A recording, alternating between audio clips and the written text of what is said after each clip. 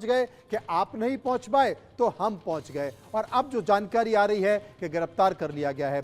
तस्वीरें हमारे सहयोगी हमारे आशीष जानकारी दे रहे हैं, मनोहर खबरें लगातार भेज रहे हैं, घर का हाल बना रहे हैं। लेकिन अब ये बताइए, ये जो आरोप लगाया जा रहा है कि आम आदमी पार्टी को तोड़ने के लिए, उनके विधायकों को तोड़ने के लिए, लोकसभा चुनाव में प्रचार से रोकने के लिए, क्या वाकई ऐसा है या पीएमएलए एक्ट के तहत हकीकत में भ्रष्टाचार के खिलाफ कार्रवाई हो रही है?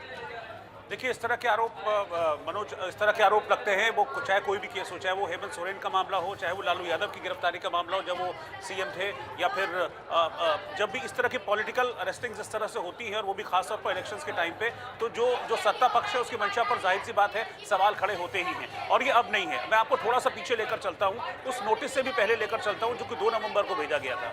2 नवंबर को पहला नोटिस इस मामले में सर्व किया गया था अरविंद केजरीवाल। रोहित, आपको रोकना चाहता हूँ, शैली ओबेरॉय कुछ बोल रही है। चलिए, वो भी निकल गई, बताइए रोहित, कंटिन्यू कीजिए। हाँ, 2 नवंबर को पहला नोटिस सर्व किया गया था अरविंद केजरीवाल को, और उसके बाद एक के बाद एक 9 नोटिस भेजे गए। लेकिन 9 नोटिस का कोई भी जवाब अरविंद केजरीवाल ने नहीं दिया। 9वां नोटिस जो उनको अभी 17 मार्च को मिला था, उसके बाद वो हाईकोर्ट उन्होंने मूव किया था, क्योंकि उनको डर था कि मेरी गिरफ्तारी हो जाएगी, जिस पर आज कोर्ट ने उनको गिरफ्तारी से राहत नहीं दी थी। लेकिन इससे पहले ही सौरभ भारद्वाज, जो आज सबसे पहले पहुंचने वाले रहे थे, वो इससे पहले ही इस बात की भूमिका को बना रहे थे। वो ये लगातार इस बात को कह रहे थे कि देखिए, लोकसभा चुनाव आएंगे, अरविंद केजरीवाल को गिरफ्तार कर लिया जाएगा। ये बात तब से शुरू हो गई थी जब संजय सिंह को गिरफ्तार किया गया था। जिस मामले में अभी अरविंद केजरीवाल को आज अरेस्ट किया गया है, उस मामले में मनीष सिसोदिया, जो कि डिप्टी सीएम रहे हैं, वो ऑलरेडी अरेस्टेड हैं। उसके बाद संजय सिंह की एक बड़ी गिरफ्तारी इस मामले में हुई थी। तभी से लगातार पूरी आम आदमी पार्टी ये कह रही थी कि अरविंद केजरीवाल को भी गिरफ्तार कर लिया जाएगा। बाकायदा रायशुमारी तक पब्लिक के बीच जाकर कराई गई थी कि आपको क्या लगता है कि अरविंद केजरीवाल को इस मामले में अरेस्ट करेंगे, क्या अरविंद केजरीवाल को अरेस्ट करना चाहिए। ये चीजें लेकर आम आदमी पार्टी पब्लिक डोमेन में गई थी, लोगों के घर घर जाकर, गलियों जाकर लोगों से बातचीत कर रही थी, उनसे सर्वे टाइप की करा रही थी आम आदमी पार्टी। यानी कि उनको पता था कि ये दिन आने वाला है, ऐसा होगा, कब आएगा ये पता नहीं था। अब आज क्योंकि जब हमने देख लिया कि हाईकोर्ट से ये राहत नहीं मिली, हाईकोर्ट ने ये साफ कह दिया कि भाई ईडी आपको बुलाएगी, आपको पूछताछ के लिए जाना होगा, लेकिन हम गिरफ्तारी से राहत नहीं देंगे। हाँ, ईडी को ये जरूर कहा था कि 22 अप्रैल को अगली पेशी है, तो जो भी आपके पास डॉक्यूमेंट्स है। बिल्कुल सही कहा आपने रोहित, बिल्कुल सही कहा आपने, सटीक जानकारी दी। और चूंकि अब ईडी गिरफ्तार कर अरविंद केजरीवाल को ईडी मुख्यालय लेकर जा रही है, तो दर्शकों को यह भी बता दें कि ईडी मुख्यालय की स्थिति क्या है, क्योंकि वहां पर भी अब जो स्थिति लगाई दे रही है, सुरक्षा बढ़ा दी गई है। जावेद हमारे सहयोगी पहुंच चुके हैं। जावेद, ईडी के दफ्तर के बाहर क्या स्थिति है, जरा विस्तार से कैमरा घुमाकर देश के लोगों को बताएं, क्योंकि जानकारी आ रही है गिरफ्तारी तो हो चुकी है, लेकिन गिरफ्तारी के साथ साथ कल बड़ी खबर, गिरफ्तारी के खिलाफ सुप्रीम कोर्ट पहुंच गई आम आदमी पार्टी और गिरफ्तारी रद्द करने की बात की है सौरभ भारद्वाज। जैसा कि हमने आपको बताया था कि सौरभ भारद्वाज ने साफ तौर पर ट्वीट कर यह कहा था कि हम सुप्रीम कोर्ट जा रहे हैं गिरफ्तारी के खिलाफ, यानी कि वो मान चुकी है, आम आदमी पार्टी मान चुकी है कि गिरफ्तारी हो चुकी है। अब ईडी के द्वारा आधिकारिक घोषणा करना बाकी है, और यही कारण है कि कल कोर्ट में अरविंद केजरीवाल की पेशी की जाएगी ईडी के द्वारा। जावेद, क्या जानकारी?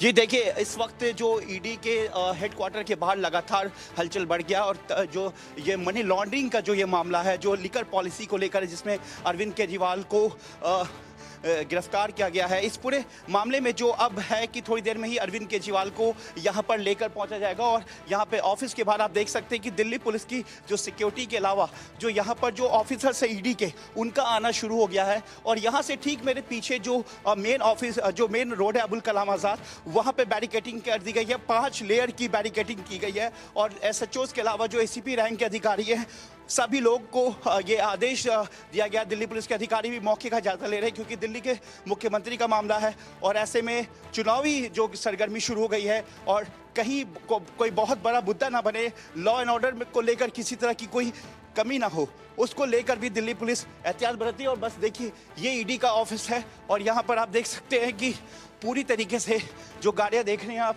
यहाँ पर सिक्योरिटी बढ़ गई है, और यहाँ पर जो हलचल है, मूवमेंट तेज हो गई है। और जो भी जांच से जुड़े हुए अधिकारी हैं या ईडी के जो वरिष्ठ अधिकारी हैं, वो यहाँ पर पहुँच गए हैं। और साथ ही मीडिया भी, एक बड़ा मीडिया जमावड़ा यहाँ पे है, और सुरक्षा का भी इंतजाम किया जा रहा है। थोड़ी देर में जो बता रहे हैं कि जो एक लीगल प्रोसेस होता है, उस प्रोसेस के बाद अरविंद केजरीवाल को लेकर यहाँ पहुँचेंगे, क्योंकि ये अब तक का सबसे बड़ा मामला है।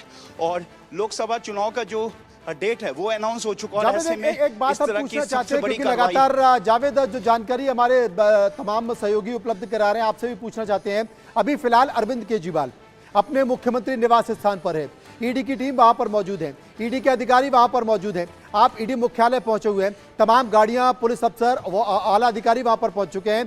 क्या जानकारी है कि अरविंद केजरीवाल को मेडिकल कराने के लिए पहले अस्पताल ले जाया जाएगा या पहले ईडी मुख्यालय लाया जाएगा?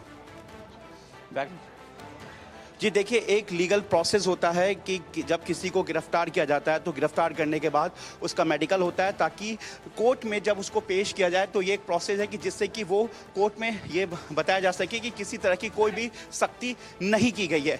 तो उस लीगल प्रोसेस को एक प्रोसेस